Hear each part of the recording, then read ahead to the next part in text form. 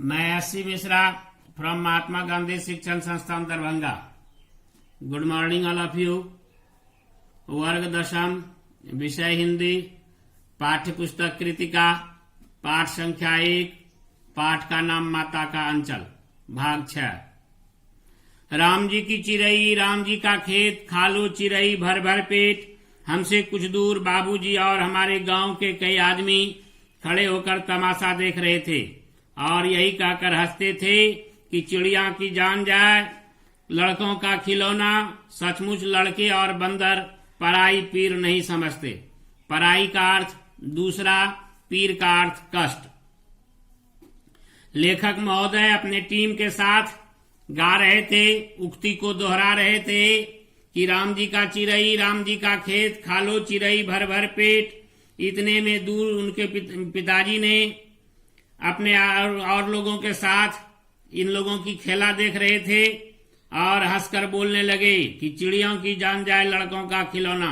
यह बात सही है कि जीव दूसरे जीव द्वारा ही आहत होते हैं, उन्हीं द्वारा पीड़ित और शोषित होते हैं, और जिनके द्वारा वह पीड़ित और शोषित किए जाते हैं उनको उनका पीर नहीं होता। अगर उनको उनका पीर हो तो फिर यह पीड़ित और शोषित होने की परंपरा सदा के लिए बंद हो जाएगी।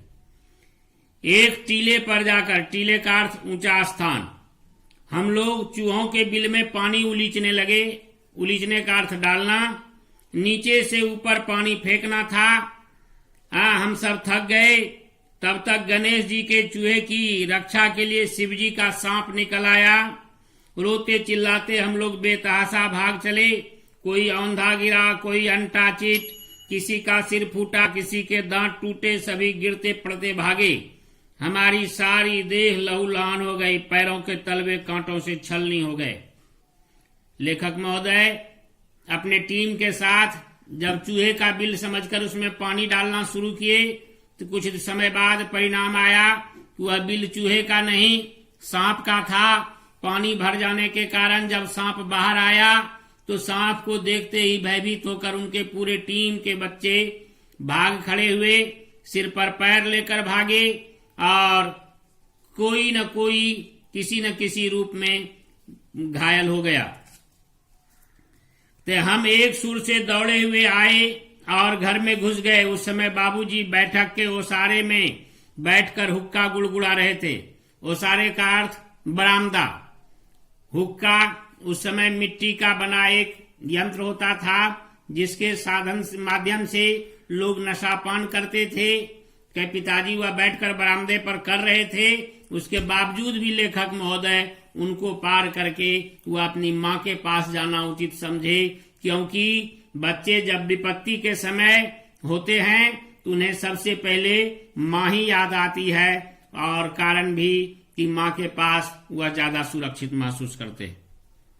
उन्होंने हमें बहुत पुकारा पर उनकी अनसुनी करके हम दौड़ते हुए मैया के पास चले गए, जाकर उसी के गोद में शरण ली। कहते पिताजी के पुकारने के बावजूद भी लेखक महोदय वहां नहीं रुके और माँ के पास जाकर उन्होंने शरण लिया।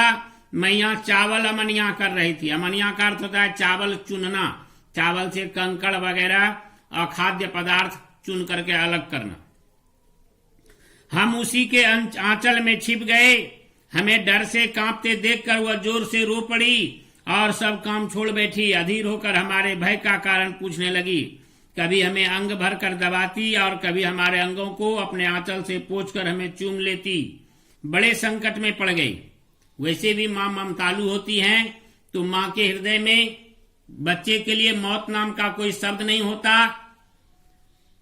तो माँ के पास बच्चों की पीड़ा को अनुभव करने का बहुत मार्मिक और रहस्य भरी प्रेरणा होती है, जिससे वह उसे और कमजोर कर देती है बच्चों को दुखी देखकर, और माँ अधीर हो उठती है।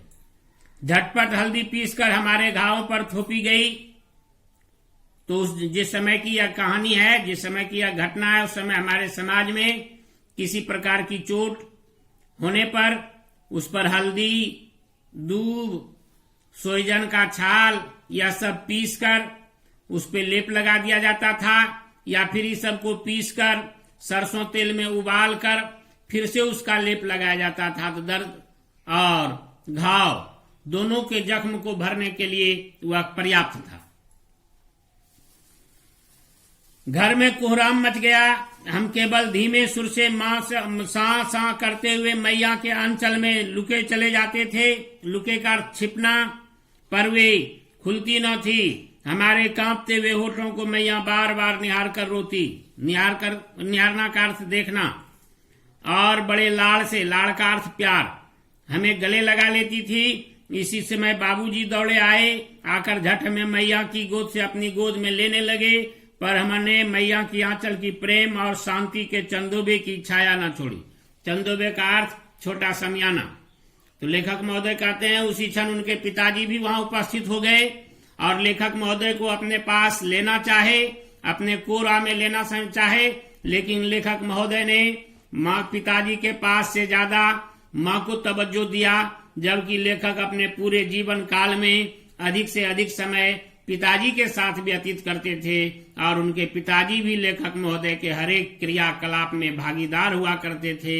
उनके से मनोरंजन में, उनके प्रोत्साहन में, उनके खेल में, उनके दैनंदिनी में। उसके बावजूद भी विपत्ति के समय बच्चे माँ के पास ही जाकर अपने आप को सुरक्षित महसूस करते हैं, महफूज करते हैं। धन्यवाद।